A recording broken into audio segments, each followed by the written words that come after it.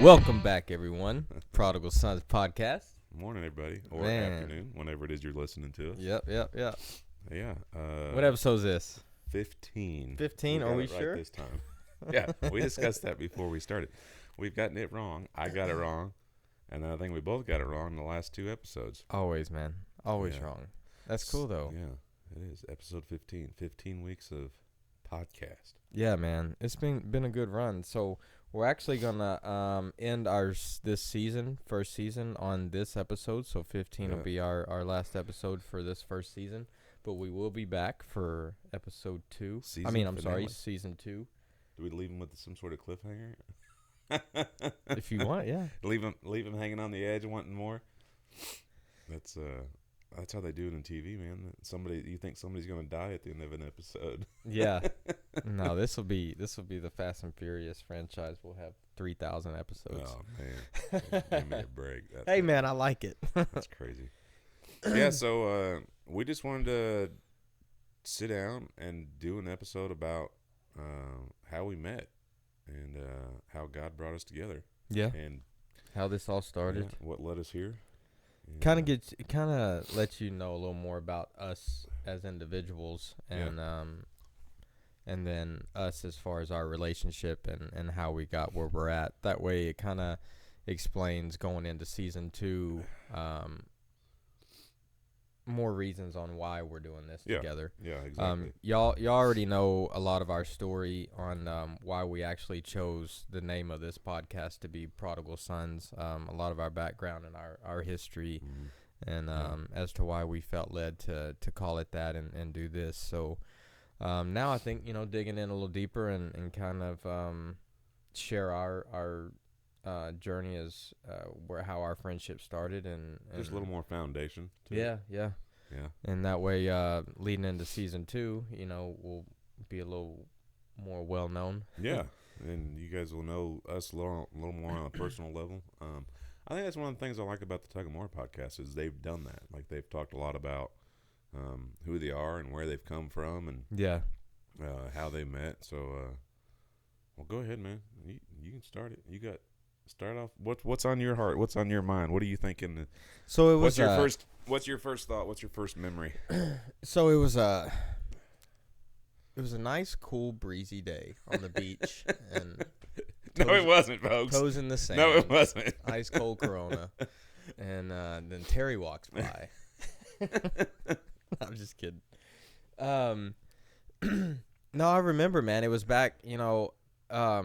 This goes back to when I was looking for a church. You were already there at our church when it was Living Church. You were already there. Yeah, at the Matlock. Right. And that's when I joined the church and started going to the church and you were actually one of the first guys that actually introduced yourself to me. Oh yeah. Yeah. And then I didn't know that. Yeah. See, I'm learning too, folks. Not just y'all. I didn't know I was one of the first guys to introduce myself. Yeah, so when I started going to Living Church when we were at the Matlock location, I was always been a really shy person. You was gonna say you were real quiet. Yeah. And that I think that a lot of that has to do with because like growing up, I always did everything on my own. Yeah. Like, I didn't ever ask anyone for anything. I didn't really associate myself with anyone. I didn't really communicate much with anyone. I always kept myself busy, and I always did everything by myself. So, like, bringing someone else in the mix wasn't really my thing, Wasn't what you were used to? Yeah. Yeah.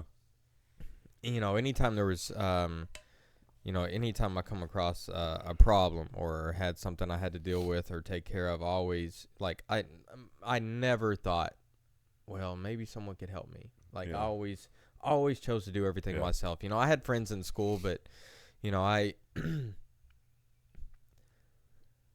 they were friends, but I guess they were just more than someone to talk to while I'm there. You know what I mean?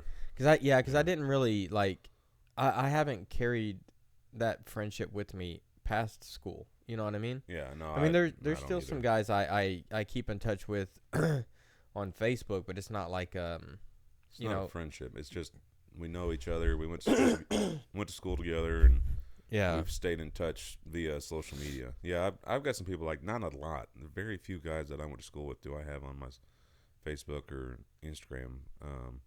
There's very few. But yeah, I didn't know that I was one of the first guys to introduce myself. Yeah. I remember you typically sat real close to where me and Heather sat. You Yeah. just down the other end of the aisle, maybe 1 or 2 rows in front or behind us. And I think I was an usher at the time, and mind that was big Yes. for me on meeting people and kind of stepping out of my comfort zone, because I was the kind of the same way, man. I didn't ask for a lot of help from people when I was doing things growing up, or even after my first divorce, that I tried to do it on my own. Yeah. I didn't let people in, and so we met at the church. I was an usher, so that definitely made me branch out to start meeting people, and shaking hands and hugging necks. And Yeah, we met at church. He was usher. I think Yep. the best hit was My Way. That was a good song. Best dance moves, I'm telling you. Usher right here.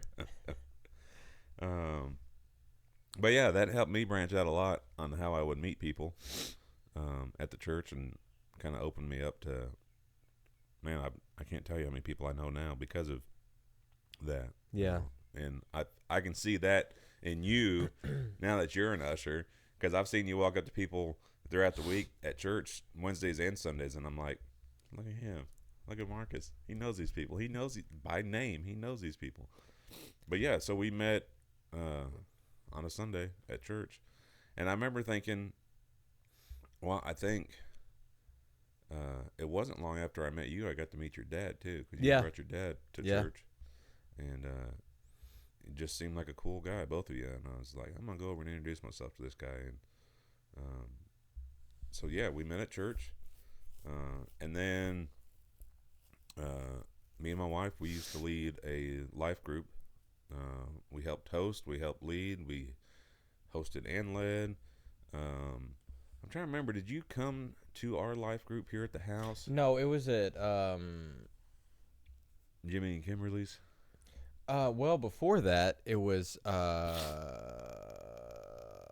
what is that guy's name? McCullen. Oh, Kevin and Amanda McCullough. Yeah. McCullough, that's right. I remember you invited me over there, and I went went and met you guys over there. I think we only did one over there, and then y'all split up or something. Like, yeah, you guys there was too many people or something. You guys come in at the end of the semester. I remember sitting in some like little trailer outside the driveway or something. Yeah, they had an Airstream. And that's when that guy that I met at your birthday party. Billy? No. The guy, your friend. Jason? The one at the most recent birthday party? Oh, Travis. Yeah, he was there. Yeah, they were with going there. some girl. Travis and Brittany. Yeah. That was that's his ex-wife. Yep. They were going then too. That's the first time I met him. Okay. Was there. Yeah. Yeah. So yeah, you were part of the life group there. But yeah, I think you guys come in right at the end of a semester, and there was like 75 people in that life group. Yeah. Between all the adults and the kids. And the kids, yeah. Guys, sorry about our sniffling and all that, man. Our allergies are kicking our butts. So I was about to say the exact same thing. So you're going to get a lot of noises from us on this you're one. You're going to hear all sorts of snorting and We're snotting trying not to. It's horrible, though. But yeah, you come in at the end of the semester, and we had already been discussing with the pastors on how we were going to handle that. And so me and Heather brought a group back here to our place. There was a group led at Jimmy and Kimberly's place, which is where that was closer to me. Yeah. That's why I went to them, because they weren't far at all from where I was living at the time. Because they were in Alvarado, and I was living down in Alvarado, and I was like, it's a lot closer here. A lot closer, yeah. So yeah, I started going over there. And then the McCulloughs led one at their place. But yeah, so went to life group together. I know me and Heather and the kids would come over to Jimmy and Kimberly's on occasion for their life group. Yeah. And obviously, I know we talked more then. I remember having a thought of, man, this guy just seems really cool.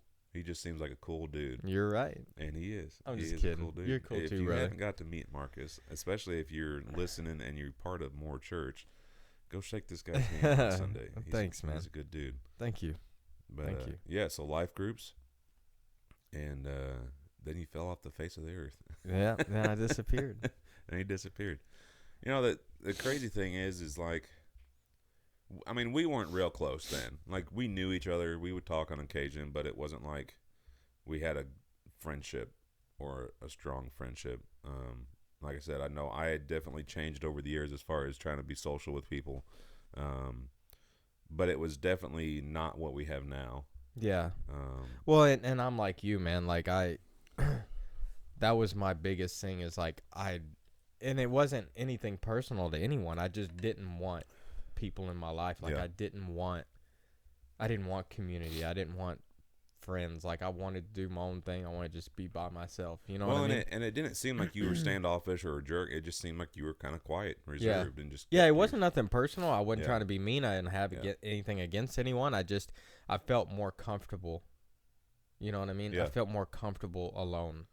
Like, I felt like it was, like, that could give me more time to worry about what I had to worry about. Life is a whole lot easier when you don't. Well, that's not maybe the way to say it.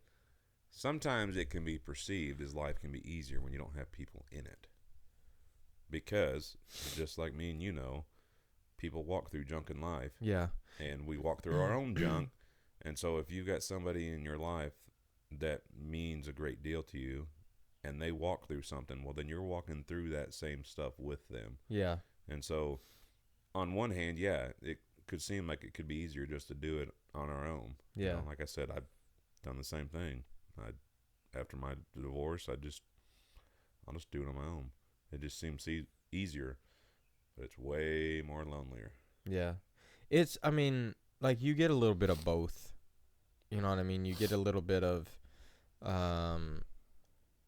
like, man, this is tough sometimes, like you said, because when you truly care for someone, you're walking through whatever they're walking through with them, right? So, it can get kind of rough, at times because you're dealing with your own, but now you got to, be with someone and whatever they're dealing with. Yeah. But when you weigh the two, like, I mean, you got pros and cons on it. If you list them, like, the pros are way more. Oh, yeah, way more. And I think cons. it's just a matter of going through life and figuring that out. Yeah. Because the world tells us, to watch out for number one. Watch out for yourself. Yeah. Don't worry about anybody else. But it's, like you said, it's way lonelier. And it, I mean, when you got the right person, it's the best decision you can make, man. You know? But, I mean, like-minded. You can fill yourself with a bunch of jerks. Yeah. That have that feeling and that integrity. Well, it's only me and only me. Whenever you get something backs against the wall, you're on your own. Sorry. Yeah, and yep.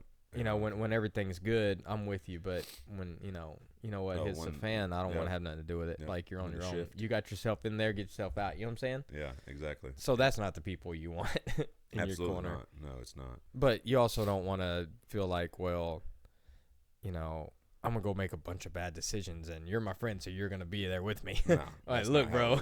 Like, well, and that's where it's nice that when you have that kind of person in your life, like I have you in my life, that I know that you will spur me on in the right direction and to encourage me and help me make the right decisions. Yeah. Even though sometimes with your food, you're not the best encouragement.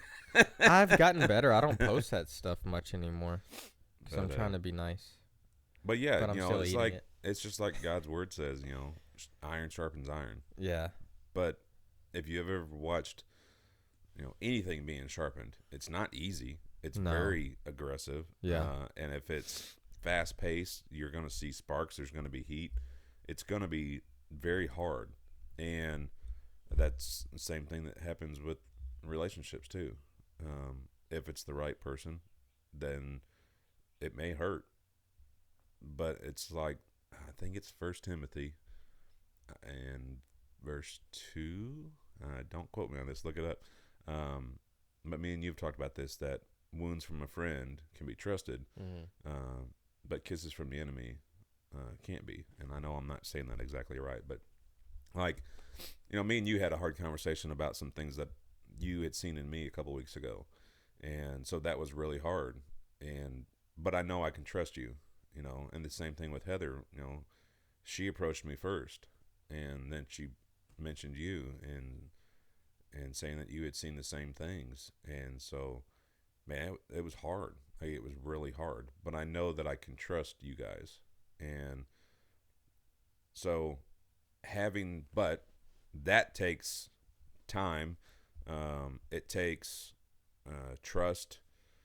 It takes a responsibility on both of our parts to be able to build that trust, to know that, one, I can trust you, two, you can trust me, and that we have the good intentions for each other in our relationship. It's not just you're out to hurt me or vice versa, but sometimes that can hurt.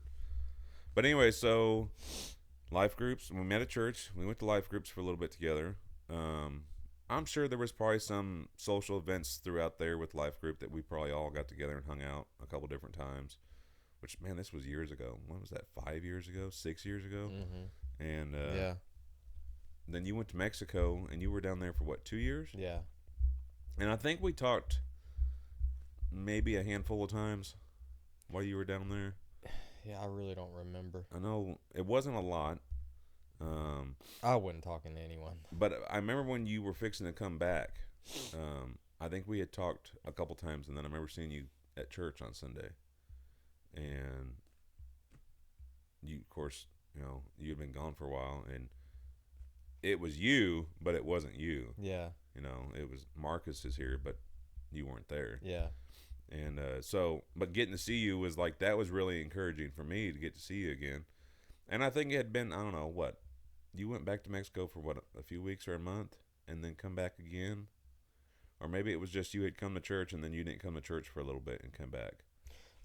So at the beginning when I moved? Yeah, when you first moved back. So I flew to Mexico, got all the I had to get my my residency there. Okay. So I went there first, got all that done, and then once I got my residence there, then I came back to pack all my stuff, and then I'm sorry. moved. I was talking about when you moved back to Texas.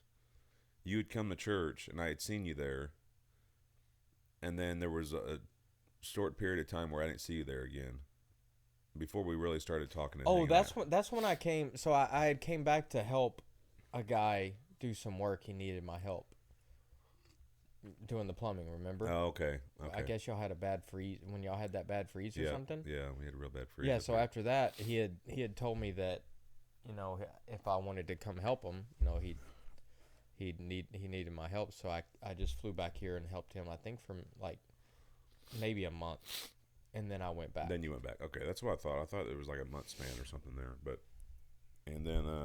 yeah, then you come back from Mexico, and I think between the time before you had come back and then the first time that you had come back, I had talked to Rachel and Trustin, which I know they were reaching out to you and talking to you as well. And I think that's when I started reaching out to you, and just trying to, just have a conversation. It wasn't like trying to get you to do anything. It was just having a conversation.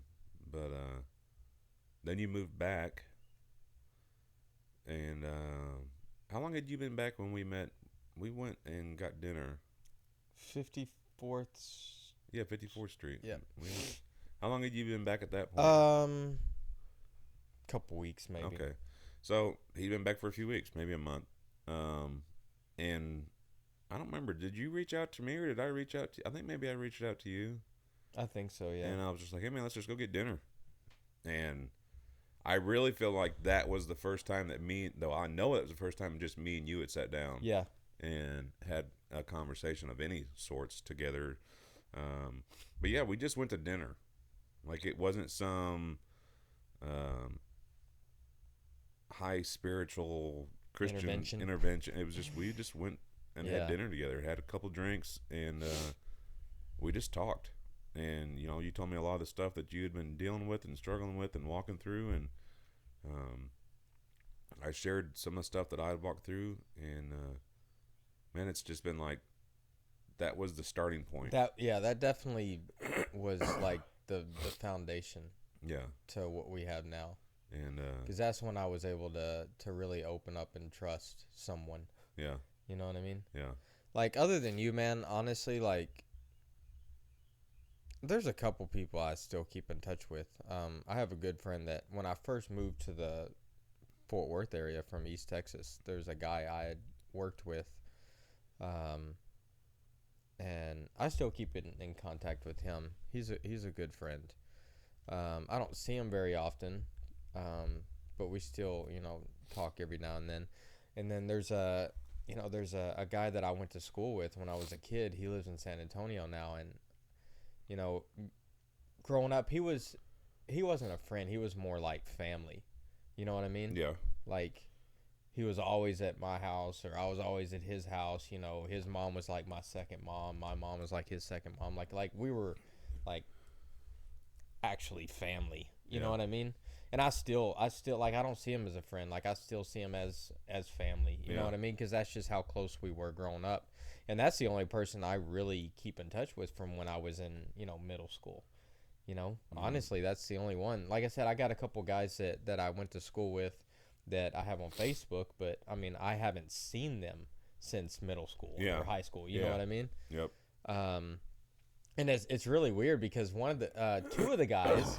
So I'm from Quinlan, right? So that's a couple hours east of here, and one of them lives in Waxahachie, and the other one lives in Cleburne. Really? Yeah. So you guys have all. So they all moved out this way. Yeah. That's pretty crazy, man.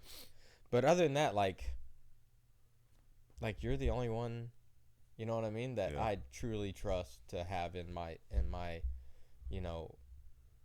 well, other than, wait, I'm saying that wrong. Because I have a lot of people at church that are. I think you're talking more about when we first started. Yeah, from when we first started. Like, there's no one, like, from when I began at Living Church or More Church where we originally met, I don't even, like, half the people that I did start talking to, I don't even think they go to that church anymore. Yeah, there's a lot of people that don't.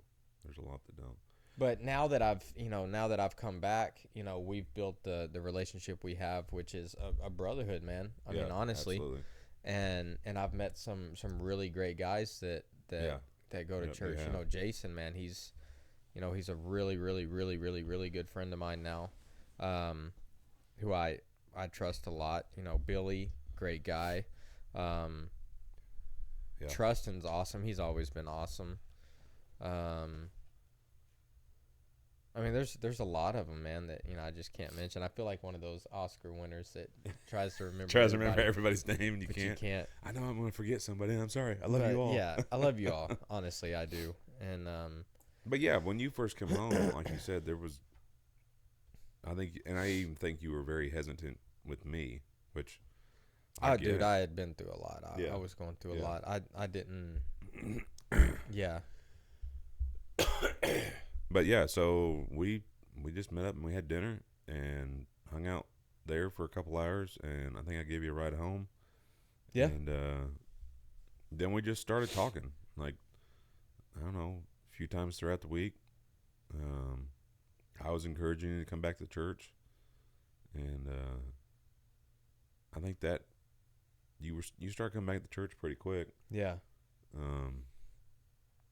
You were always late. And you always left early. Now I'm always early. You're always early. And leave early. No, I leave late. No, you leave late. You help with tear down, man. Look at you. Complete 180. But man, that was just like God worked it out. Yeah. He did. You came home, you were walking through some hard crap, and I was just trying to be a friend and try to do what I would hope somebody else would do. I guess that's one of the biggest things I always try to think about is what would I want somebody to do for me if I was in a situation. Yeah. And it's hard to realize that's okay. It's easy to not feel that way. It's easy to just say, not my worries, not my problem. Yeah. I'm not going to deal with it. You know what I'm saying? So for you to actually, take that initiative and take that step and have that feeling and know that, when the tough gets going, you know what I mean? Mm-hmm. Yeah. I got to be there. You know what I mean? And that's how I am with you. Like I'm, dude, I'll always, wasn't locked in. I'm glad that you didn't fall. I didn't know that did that. See, I'm too heavy, man. I need to quit eating all them Oreos. But that's what I'm saying, man. About like this isn't a friendship, man. This is a brotherhood. Like we got different. Like we're on a different level. Like yeah, you're always there for me, and I'm always there for you. It's definitely not what it was when we met. Yeah. Because there's a lot of stuff I've told you and talked to you about and said to you in the last 8 months. Yeah. That there's no way I would have said that kind of stuff to you in the beginning, because I would have chased you off. I would have run you off really quick. And I think that's just a matter of knowing what your relationship is like, what kind of boundaries there are, if there are any, as far as, helping us spur each other on. And then just knowing the type of conversations that we've had, knowing that you take what I say to heart and vice versa, and that we trust each other and we know that it comes out of a place of love. But yeah, so went to dinner, started talking a lot more. You started coming back to church, and I don't know how far into when you started coming back that I started asking you to serve with us. Probably day one. Probably. I probably wasn't very... You were messaging me in Mexico, hey, man, you want to serve this Sunday? Whatever, I was not. They really need you. Yeah, I'm shorthanded. Can you fly back? Come on, man. It's just one day. But we started serving together. We started with the teardown, wasn't it? Yeah, you started helping me and Heather and the kids with teardown. That was the first time you had started That was serving. at that other school, the PAC, wasn't it? Yes, it was. You're right. Yeah, that was last summer. Because we had to go upstairs. Yep, because we had to go upstairs. Yep, you're right. That was when you first started helping. And you're like, man, this is easy. I didn't know it was going to be so simple. And I was like, I told you, bro. And then we got back to the pig. I was like, man, this is hard. What the heck? A lot more to do. I'm going to be we sick can't just today. push it all to the side? But yeah, we started serving together. You started helping on teardown at the PAC. I'm glad you remembered that, because I knew it was teardown, but I forgot about the PAC. Mm-hmm. And then we went back to Whitley Pig Auditorium, and we just kept serving. And somewhere along the lines between Father's Day and probably end of the year last year, I think you started. When did you start doing the stage manager?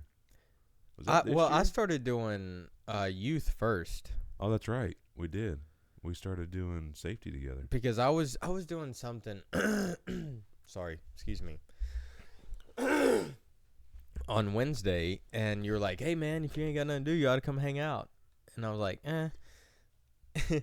And then I said, "Man, I'm thinking about doing it." And you said, "We got to do a background check first." I said, "Okay, well that's cool. Set it up, and then I'll think about it." So Enrique got with me, and I did the background thing, and man, alarms are going off and all kinds of stuff. Nah. The FBI's coming in. We finally found him. That's that guy from Mexico. Grab him.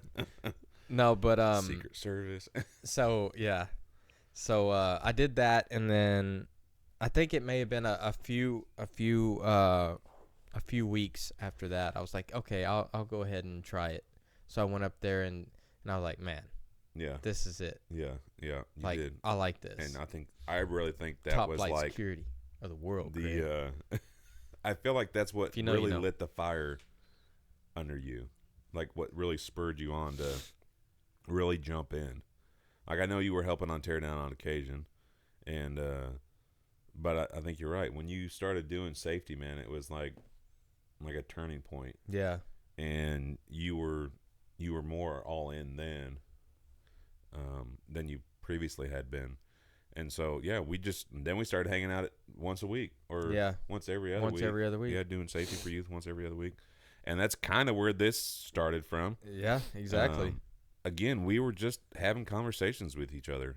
We were at the church for 2 or 3 hours on a Wednesday night doing safety for youth. And, of course, they have service and worship. So a lot of times it's just me and you sitting there or walking around. And we just started talking. And it seemed so easy and so fluid. Yeah. And got to know each other a whole lot better. And you were like, what we should do? We should do a podcast. And I think I sat there for a second and I was like, yes, that's exactly what we should do. And I really felt like that was something the Holy Spirit placed on your heart. And Yeah, because, dude, up until that point, I had never watched a podcast in my life. I didn't even know what a podcast was. yeah. And I don't know what inspired me to say that. I don't know what. It was the Holy Spirit. It had to have been, because It I was the didn't Holy even know what a Spirit. podcast was. I'm like, what did I just get myself into? I I never didn't know. listened to any. I mean, I knew what they were, but I'd never listened to any. Right. you And know? then it was cool too, man, because the way things work, like, not only did that build something for us, but that walked me into the Tug of More. You Yep. know, then I started listening to that podcast. Yep. You know, and then we got hooked up with Tim Yep. with A Story Worth Telling, and then Yep. I started listening to that podcast. Yep. So God, man, he just, like, he's ordered the steps, and Oh, yeah, and for sure. he puts us where we need to be, and He is a. and that's another guy, man. Tim, love that dude, man. He's a great guy. Yeah. Really He great is. guy, He man. is. He's a good very, pastor. very influential. Very, very, a very good person. Yes, he is. He's a great dude. So we did safety together, and we started doing the podcast together, and now you've joined to be part of the. It's not just the worship team. What do they call it? The audio, video, The stage manager, stage director, yeah. being stage director, and Which I gotta be totally honest, I really don't know 100% what I'm supposed to be doing. hey, all you can do. But is I'm get in there. there I and show up, You're there, and I'm there. and Whatever you you're need, I got you. a set of hands to help. And Yeah, sometimes it's a that's all new we thing, need. so we're still trying to work out, you know. Yep. And now that we're going to be in a permanent building, I think it's going to, you know, we can actually set some. Oh yeah, I think it'll be a whole lot more of a detailed. Yeah, This is what you because need to now we do. go in, dude. I don't know where anything's at. Yeah. Every Sunday it's different. Like Yep. the mics are lost, or the stands are gone, or Nobody like- can find the batteries. yeah. So I think it's going to be a lot more organized, a lot yeah. more set up, a lot better, and I think it's going to flow a lot easier now. Yeah, for sure. I'm excited about that, man. Oh, and also I told my dad about it, and he was like, "Oh, I can't wait to go whenever y'all get Yeah. open, whenever y'all get That's in a new awesome. building." So I'll have That's to get awesome. him to come out. Yeah. But so Man. yeah, so stage, and then Started I ushering. opened my big mouth and said I wanted to do something else, and And Jason heard him. Yeah. And he started serving as an usher. which I was terrified because Really? I don't like to talk to people, Yeah. but Yeah, I was- do like to talk to people, and I found that out becoming an usher. Yeah. And man, to watch you do that, you're just smiling, bro. Just pure joy smile. Well, man, to be able to, like, I'm not doing it for me. I'm not doing it for anything other than what God wants me to do it for. Like, that's the purpose of it. Yeah. You know what I mean? Well, and we God, don't know God what somebody chooses is. his children to welcome other children and to bring other people into his home, and that's, man, bless you. Thank you. And to be able to be a part of that, man. Well, and we don't know what somebody's walked through in the first part of their day or throughout their week. And so maybe it's everything they've been able to do to just get up and get out of bed to come to church on Sunday. And so a smiling face and somebody giving a handshake and asking them how they are and a good morning Yeah. can be the change that they need. And that is the easiest description that you can give for an usher. It's just somebody there that's shake your hand, say good morning, ask them how you're doing, and a smile on your face. That's your job description. Yeah, you can help them find a seat. You know, you can give them a tissue, and you can help them with the offering. But I really feel like, for me, one of the biggest responsibilities of being an usher is to show love to other people, because you are one of the first people that they see. And to make them feel welcome. Yeah. You know, because a lot of first timers are like, I've never been here. There's, 300 people. You Yep. know, am I going to stand out? Am I, do I belong here? Yeah. And man, to feel welcome the minute you walk in can set the mood for the whole service. Yep, you know what I mean? it can. And if you walk in, I know that there's places like I walk in and you don't even get greeted, and I'm like, okay, this feels awkward. Yeah. Like, yeah, like I'm gonna sit down. It's even, I mean, for example, a restaurant. Like the seat yourself restaurants. You walk in, no one greets you. You sit down, and you're like, okay, does anybody even know I'm here? Yeah. Like, am I ever gonna get a waiter? Or, Right. you know what I'm saying? But man, you walk in and the usher is right there. Like, hey, welcome, thanks for coming. It's great to see you. Yeah. If you've seen them before, hey, it's good to see you again. If you haven't seen them, hey, I haven't seen you before. Is this your first time? Exactly. Welcome. Here, let me, find you a great seat. Here's some great people. You want to sit by them, man. They'll show you around. Being connected with other people in the church so that you can connect those people together. It's just very, like a progressive. Yeah, it's a very important part. Yeah. And I'm honored to be a part of that. Yeah. You know what I mean? And I was kind of jealous. So Why? I've jumped back on. No, I'm talking about being part of that. Oh. No, I wasn't jealous. No. I think we were talking, me and you were talking during one episode about how branching out and doing new things and trying new things at the church and serving in different areas, it's not just for the other people, it's also for us. And man, it was that next week. God's like, okay, Terry, when are you going to start serving on the usher team again? I was like, this week. And I wrote Jason. So, that was something that I used to do, and I had stepped away from doing it. Well, I want to say I stepped away from it. I started leading multiple teams. Like, I was leading 4 different ministry teams. And so Heather had taken over leading the usher team, and then Jason stepped in and helped, and then Jason took it over. But I was over the usher team, our golf cart, our shuttle team, safety, and parking. And we had leads for all those teams, and I was just the next person for them to come to.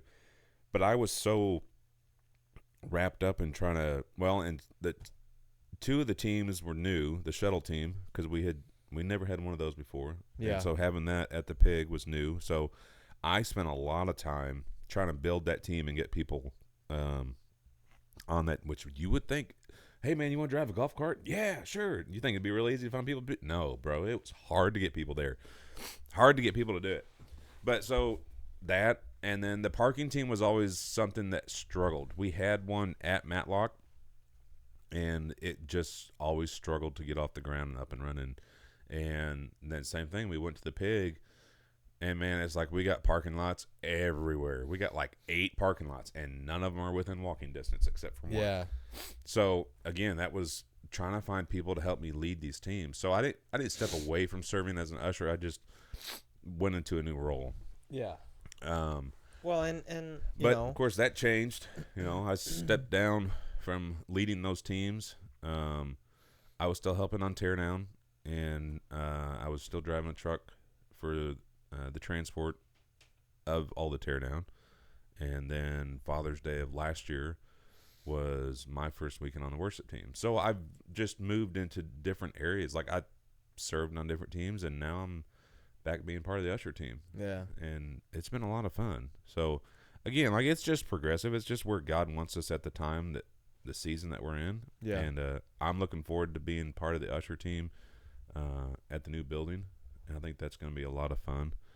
And I also feel like, you talk about the seasons, and we've talked heavily about that, but there's different people in different areas, different people in different seasons, and maybe God just puts us in that one particular serving area to meet these people, to build a community with these people, and then good. Okay, you've met them, now let's move you somewhere else so you can meet somebody else, or maybe connect those people that you just met with somebody else. Yeah. Like I've known Jason for a long time now, and so connecting you 2 together has been a benefit for you. Oh, I'm sure it's huge been a benefit. Yeah, absolutely. I know he loves you, so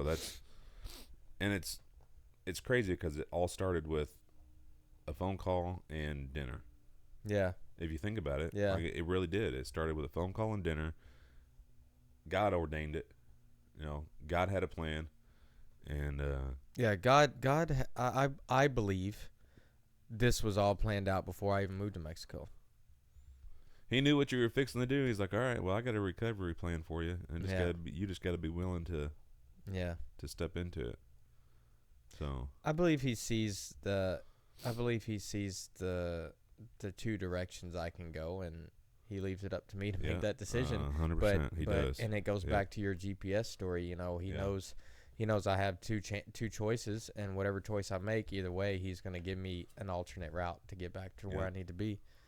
And well, and it wasn't just for you; it was for me too.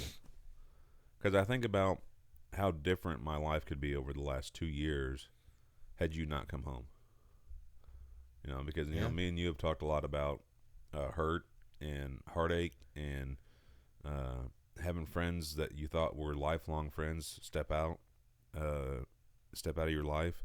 And so like the relationship that me and you have, that was something that I would have missed out on. And it was a decision we both had to make. Yeah. You know, and so of course you had to make the decision to come home, but then I had to make the decision to be willing to be open. You know, to be available. To spend time with you. Because that's something else me and Heather have talked about, you know, in our marriage is when we sacrifice for our spouse, we're being selfless and we're feeding our spouse. And that's the only way we can be happy in our marriages is if I'm not self-seeking and she's not self-seeking, but I'm doing what I know that she wants and what she needs and vice versa, and I'm not great at it. I'll say that right now. I'm still a work in progress. But the same thing for me and you. Like, we had to designate time to, one, have conversations on the phone, you know, send messages to each other, but then even on a bigger level to do the podcast, you know, to get together and hang out, you know, and, you know, like we've got plans for July 4th. And sometimes that's what it takes, planning a month in ahead to say, hey, let's get together and do this. But it helps that we are in community within the church together and that we're serving together, because that's one of the biggest things that's been a benefit of serving is being in relationship when you're doing something together. You know, like we're in a relationship right now, but we're also doing the podcast together.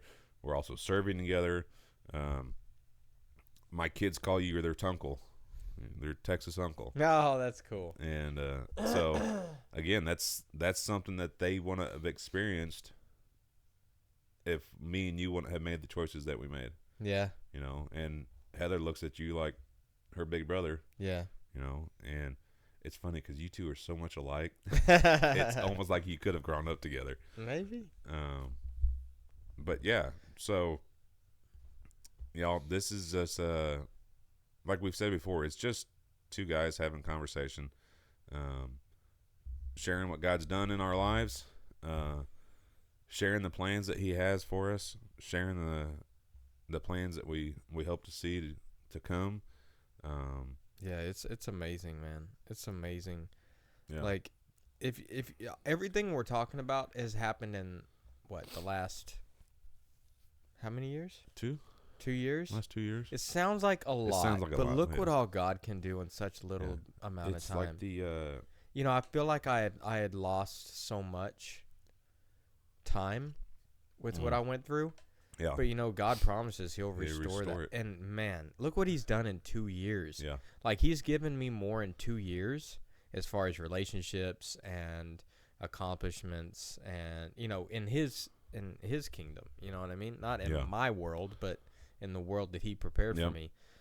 He's done more for me, and I have gained more in the 2 years that I've been back than I have in the 35 years before. Yeah. You know, because I was never in the area, in the position I'm in. Like, I wasn't serving. I wasn't as close as I am to God now. I wasn't in community with people, and it's all things that he wants me to do. You know what I mean? So when I feel like I went backwards, I actually went forwards, like, a lot in 2 years. Yeah, like, for sure. Like, I've regained my self-esteem and my feeling of security. You know what I mean? But I've also progressed so much in 2 years because of what he can do if we just let him do it. And that's the thing. We got to let him do it. And he has done it. I mean, we built our relationship up like crazy, man. It's great, and if it wasn't for you, then, I probably would have never stepped into the serving and stepped into the different areas in church, and I wouldn't have met all these great people. I mean, and I'll probably miss some names, but, Jason and the other Marcus and Isaiah from church, and, man, Tyler and Kyle and Easton and Philip, Chris, man, all them guys, Tim and Whitney's husband, Aaron, I talk to him a lot now on Sundays. He's an awesome dude. Just a bunch of great guys, man. Yeah. A bunch of great guys. And the great thing about that is when we can have great relationships, our spouses can also have great relationships because we know those guys have great spouses. And so we can not just have a great opportunity for us, but a great opportunity for our families. Yeah. And the same thing with our kids.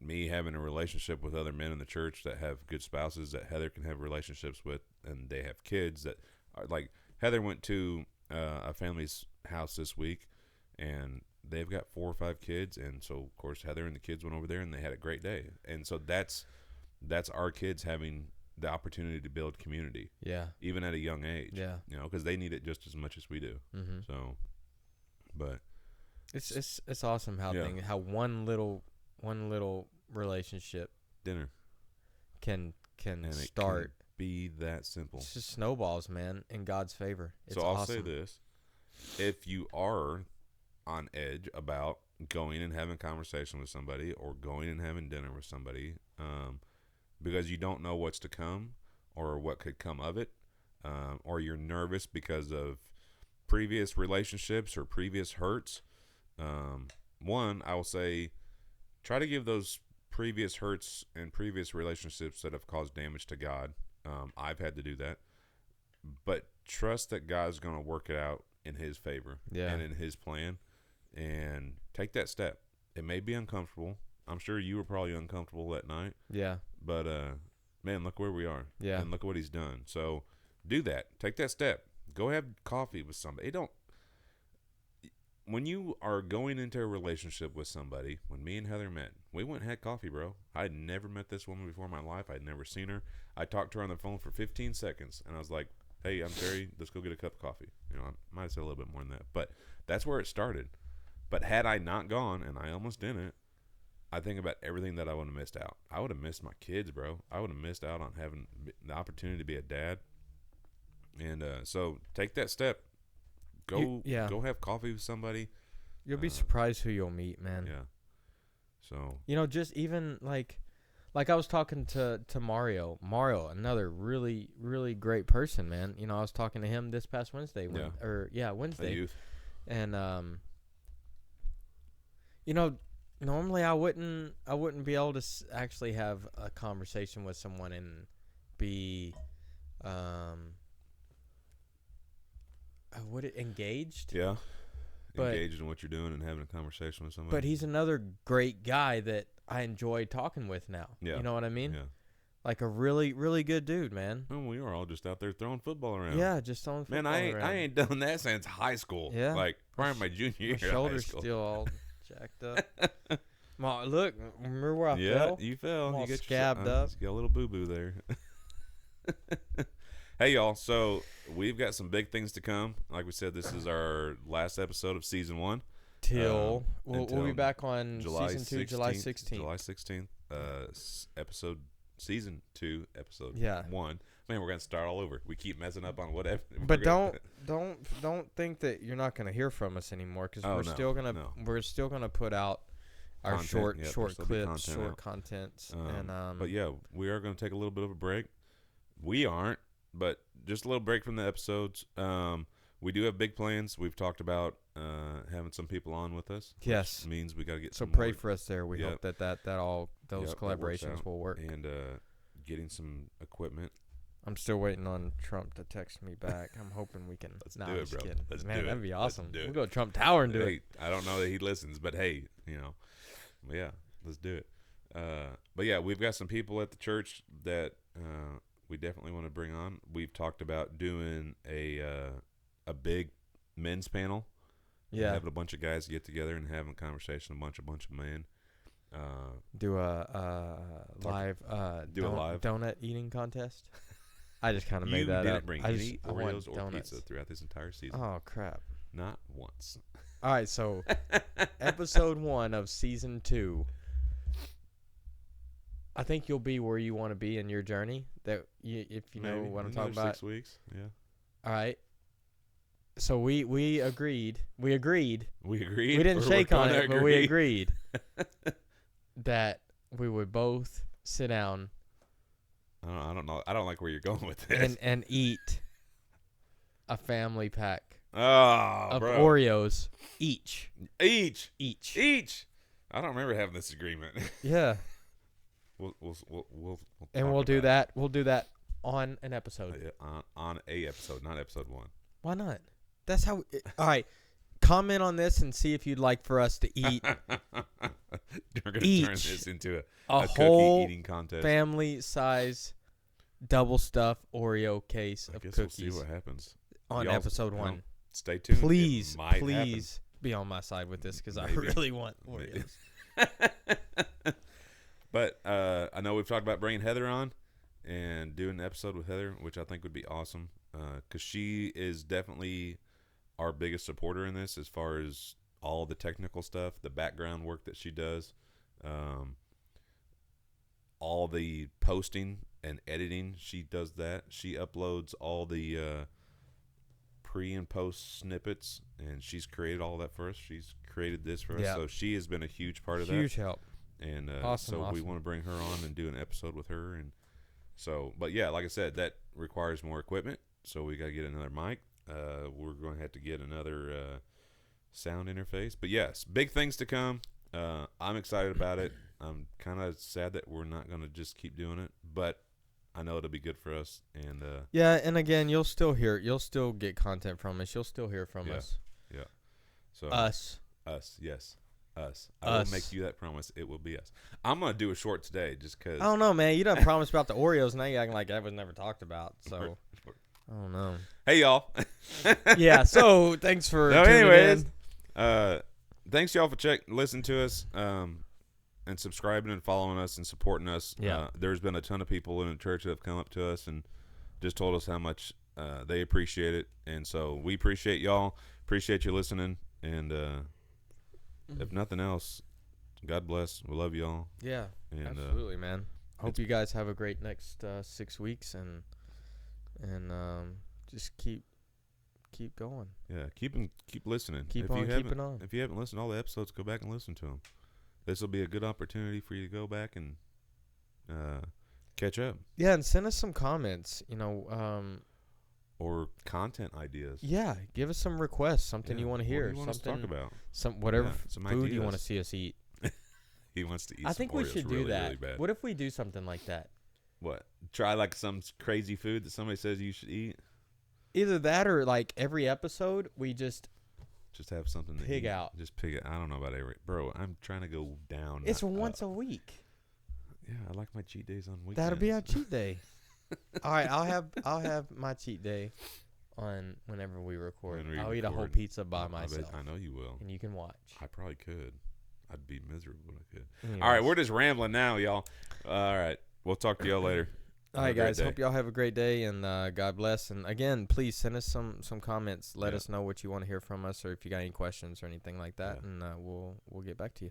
Yeah, love you, bro. All right, love you too, brother. God bless. See y'all later. Bye. Bye.